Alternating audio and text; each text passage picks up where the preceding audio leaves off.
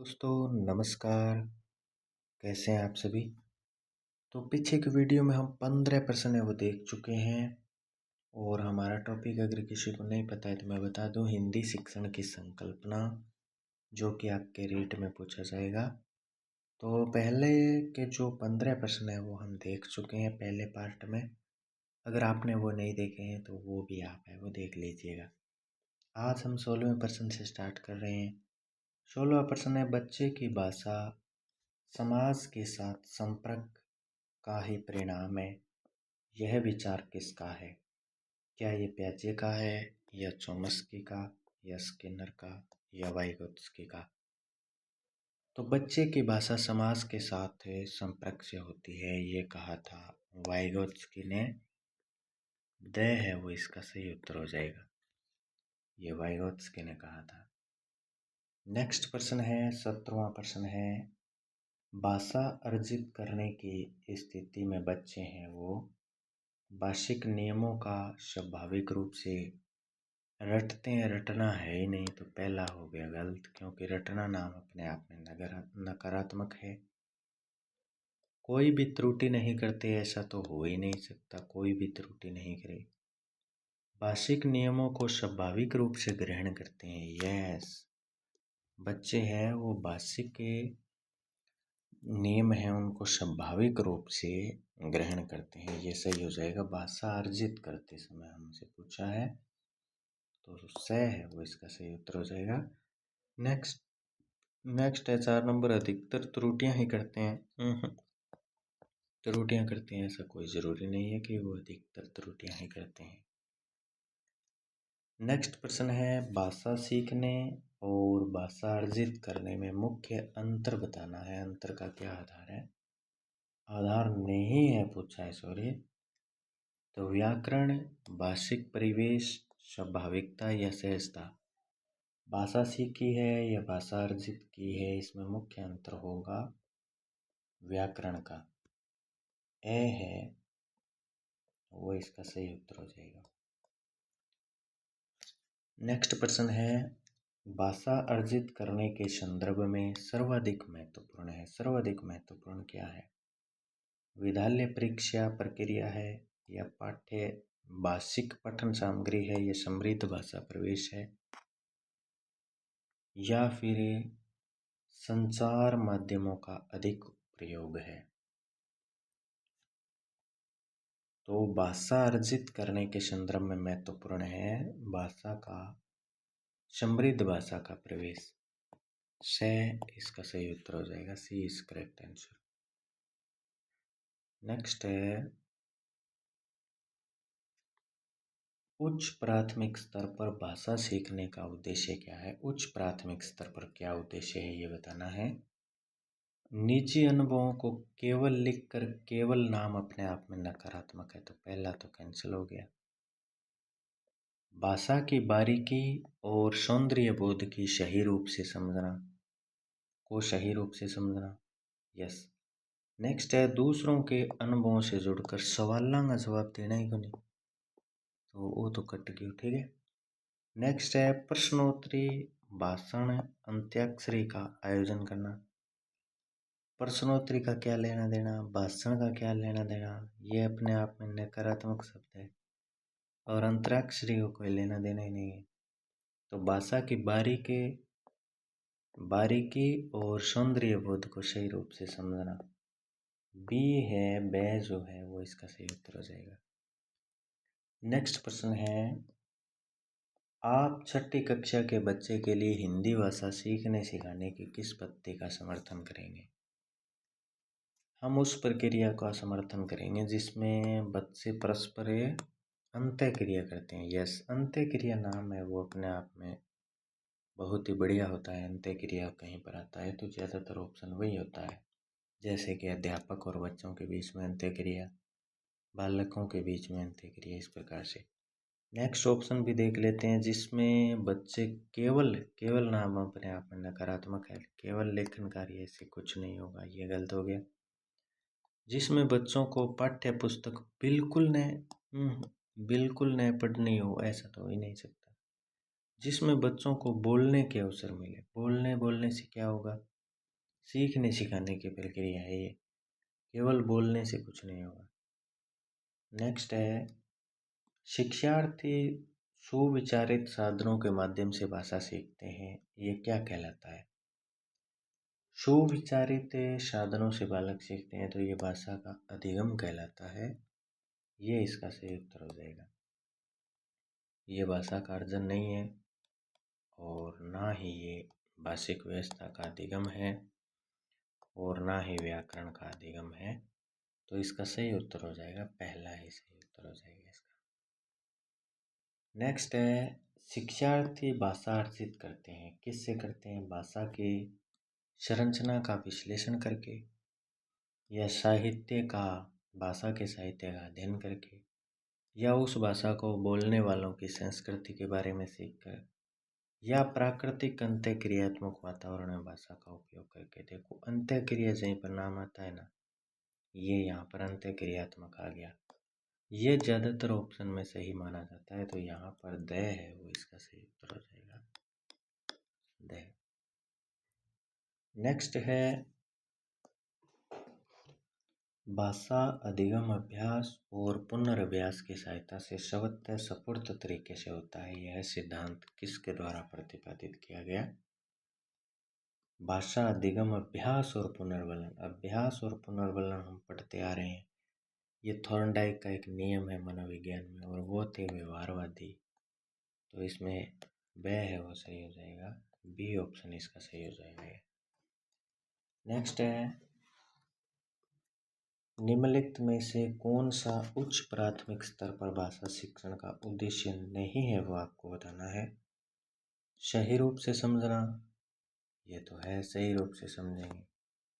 व्याकरण के नियमों को रटना है ही नहीं, ये गलत हो गया और गलत ही पूछा है, तो इसका बी जो ब है वो सही उत्तर हो जाएगा। नेक्स्ट भी देख लेते हैं, निजी अनुभवों के आधार पर भाषा सृजनशील का प्रयोग, सही है ये तो।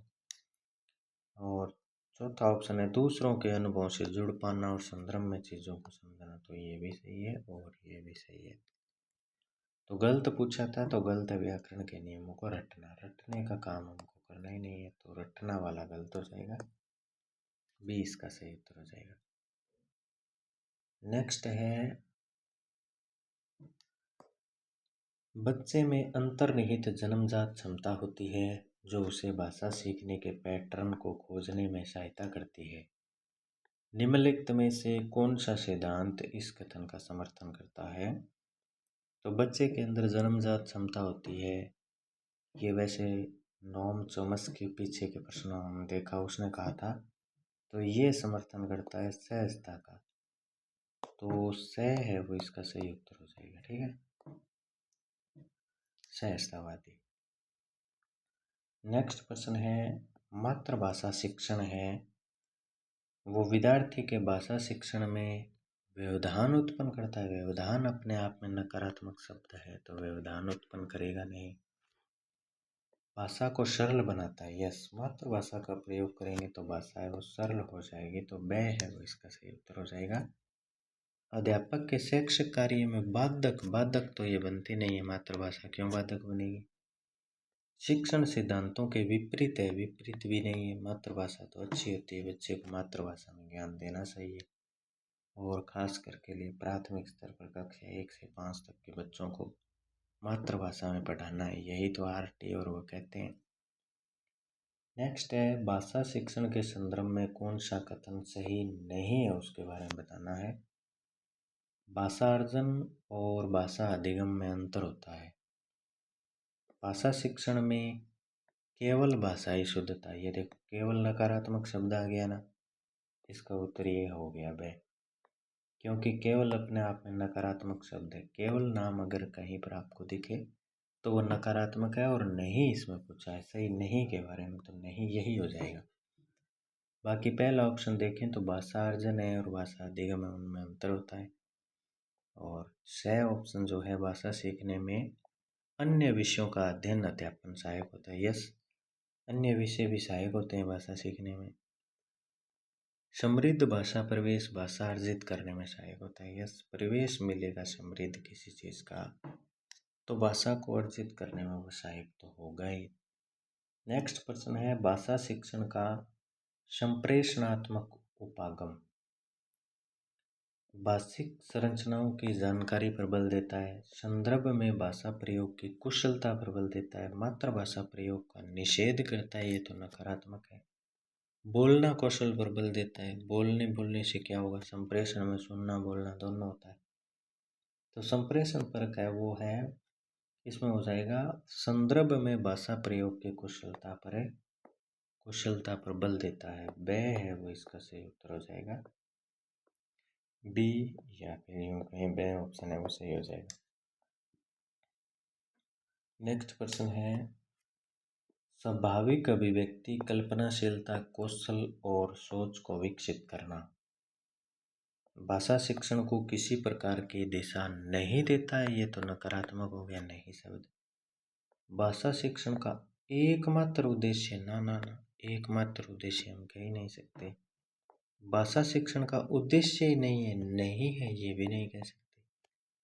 हाँ, ये कह सकते हैं कि भाषा शिक्षण का एक महत्वपूर्ण उद्देश्य है, तो द ऑप्शन इसका सही हो जाएगा। जो स्वाभाविक अभिव्यक्ति है, कल्पनाशीलता है, कौशल है और सोच को विकसित करना है, ये एक महत्वपूर्ण उद्देश्य हम कह सकते हैं, तो द है वो इसका सही उत्तर हो जाएगा। नेक्स्ट है, उच्च प्राथमिक स्तर पर हिंदी भाषा की समावेशी कक्षा का स्वरूप निर्धारित करने में सर्वाधिक महत्वपूर्ण है। उच्च प्राथमिक स्तर पर हिंदी भाषा की समावेशी कक्षा का स्वरूप निर्धारित करने में सबसे अधिक महत्वपूर्ण क्या है? क्या अभ्यास कार्य है, या शिक्षण प्रक्रिया है, या आंकलन है, या पाठ्य पुस्तक है? तो पाठ्य पुस्तक और आंकलन इन दोनों का तो ये तो कैंसिल हो जाएंगे पहले ही। समावेशी कक्षा में उच्च प्राथमिक स्तर पर तो ये शिक्षण प्रक्रिया है वो सबसे ज़्यादा महत्वपूर्ण होती है, बी है वो इसका सही उत्तर हो जाएगा। यहाँ पर लिखा भी गया है, देखो साथ साथ में आपने उत्तर देख भी लिए सारे मेरी तरह। नेक्स्ट प्रश्न है, उच्च प्राथमिक स्तर पर हिंदी भाषा शिक्षण के लिए क्या अपेक्षित नहीं है वो बताना है। संवेदनशीलता का विकास, हाँ ये तो करना पड़ेगा बच्चों के अंदर।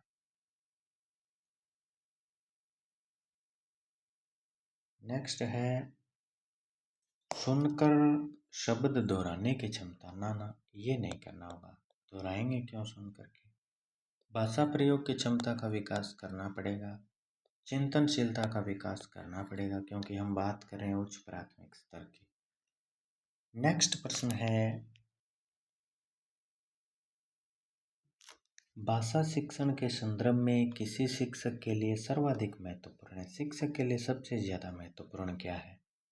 पाठ्यगामी सहक्रियाओं का आयोजन करना, भाषा प्रयोग के अधिक अवसर प्रदान करना, निर्धारित पाठ्यक्रम को पूरा करना, परीक्षा का आयोजन करना। देखो महत्वपूर्ण तो सभी हैं ये कायम, लेकिन इनमें भी पूछा है कि सबसे ज़्यादा महत्वपूर्ण क्या है, और यहाँ पर हो रही है देखो भाषा शिक्षण की बात, तो भाषा शिक्षण का टीचर है वो भाषा प्रयोग के अधिक अवसर देगा, तो इसमें बी है वो सही उत्तर हो जाएगा, ब जो है वो सही उत्तर हो जाएगा।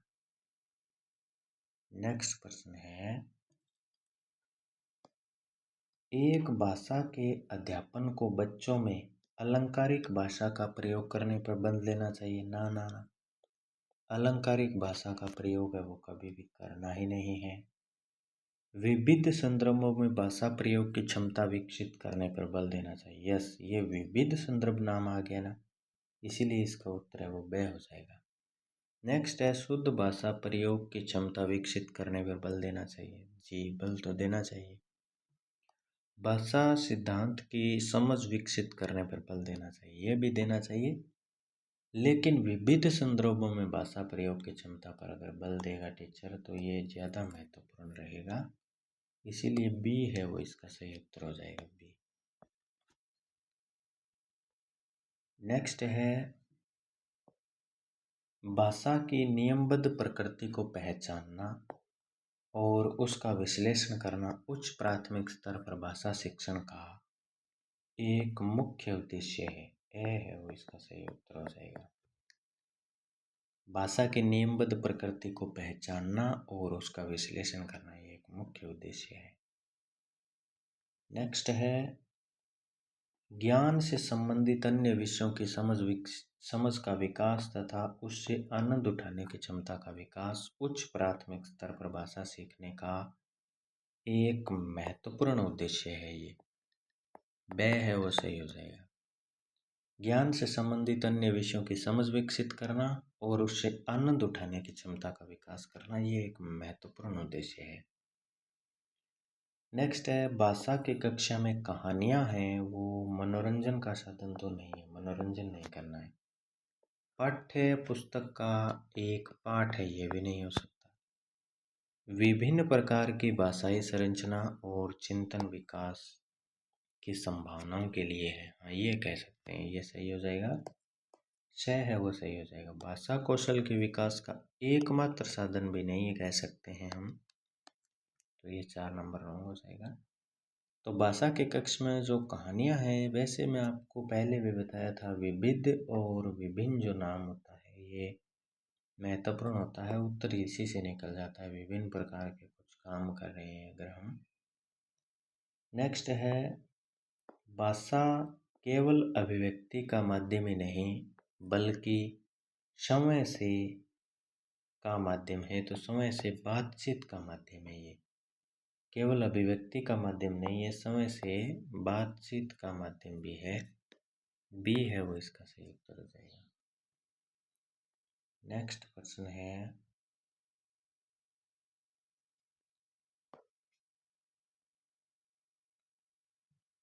उच्च प्राथमिक स्तर पर हिंदी भाषा शिक्षण के लिए कौन सी गतिविधि उपयोगी नहीं है वो बताना है आपको।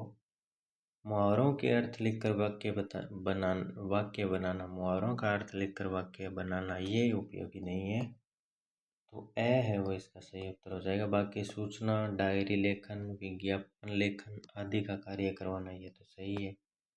पढ़ी गई कहानियों का समूह नाट्य में रूपांतरण करना ये भी सही है। विज्ञापनों, पोस्टरों, साइन बोर्ड और भाषा के अन्य उपयोग का विश्लेषण करना ये भी सही है। तो नहीं है पूछा था, मुहावरों का अर्थ लिख कर वाक्य बनाने से कुछ नहीं होगा, तो वो पहला ऑप्शन है वो सही हो जाएगा इसका। नेक्स्ट है उच्च प्राथमिक स्तर पर हिंदी भाषा की पाठ्य पुस्तकों में हिंदीतर भाषा को भी जगह मिलनी चाहिए, इस कथन का औचित्य नहीं है, तो ये इसका औचित्य नहीं है। हिंदीतर भाषिक आक्रोश को शांत करना ये नहीं है। बाकी संवेदनाओं को विस्तार देना ये तो ठीक बात है ऊपर वाली। तो हिंदी भाषाओं की रचना शैलियों से परिचित करना ये भी सही है, साहित्य से परिचित करना, लेकिन इसका सही उत्तर हो जाएगा बी। बी है वो सही उत्तर हो जाएगा क्योंकि यहाँ पर नहीं पूछा है। तो आक्रोश को शांत करना, आक्रोश अपने आप में नकारात्मक शब्द है, उसी प्रकार से उत्तर आ जाएगा इसका। नेक्स्ट है हिंदी के पाठों में अन्य भाषाओं के शब्दों के होने का क्या अर्थ है। ये अर्थ है कि पाठ समाज के बहुभाषी स्वरूप की सहज प्रकृति है, ये हो जाएगा बहुभाषी स्वरूप की। पाठ कठिन और अस्पष्ट ये नहीं है। विद्यार्थियों को शुद्ध भाषा नहीं सिखाई जा रही ये भी ऐसा भी कुछ नहीं है। पाठ का लेखक के हिंदी नहीं जानता ऐसा हो ही नहीं सकता, तो पहला ही उसका उत्तर है वो हो जाएगा। पाठ के बहुभाषी स्वरूप का है अगर हिंदी के पाठों में अन्य भाषा का प्रयोग किया गया है। नेक्स्ट है किस विधा के शिक्षण के समय आप मौन पठन को महत्व किसके समय देंगे, तो ये निबंध के समय देंगे। ए है वो इसका सही उत्तर हो जाएगा क्योंकि कविता के समय आप मौन नहीं रह सकते, कविता को बोलकर सुनाना होगा, एकांकी को भी, और संवादात्मक जो कहानी है वो भी बच्चों को बोलकर सुनाना होगा, तो इसीलिए मौन पठन नहीं किया जा सकता। हाँ निबंध में किया जा सकता है, तो इसका ए है वो सही उत्तर हो जाएगा, निबंध में ऐसा किया जा सकता है। नेक्स्ट प्रश्न है भाषा सभी विषयों के में है, तो भाषा है वो सभी विषयों के केंद्र में है। बी है वो इसका सही उत्तर हो जाएगा। तो मैंने आपको करवा दिए हिंदी शिक्षण की संकल्पना के, ये हमने क्वेश्चन कर लिए हैं सारे के सारे, 43 क्वेश्चन कर लिए हैं। तो आपके एग्जाम में पूछा जाएगा 1 प्रश्न, और हिंदी भाषा शिक्षण में ये लगता है। और जो रीट आने वाली है 2027 में, उसके लिए हम पढ़ रहे हैं। तो अगर आप इसी प्रकार से हर विषय के जो भी प्रश्न बनते हैं उनको एक बार से आंखों में के अंदर से निकालना चाहते हैं कि आपके आगे आ जाए कि हाँ ऐसे ऐसे प्रश्न होते हैं, तो आप चैनल को सब्सक्राइब कर लें, क्योंकि यहाँ पर मैं आपको सारे के सारे वो प्रश्न है वो करवाने वाला हूँ। वीडियो पसंद आया है तो वीडियो को लाइक कर दें। मिलता हूँ मैं आपके साथ में अगले एक और टॉपिक के साथ में।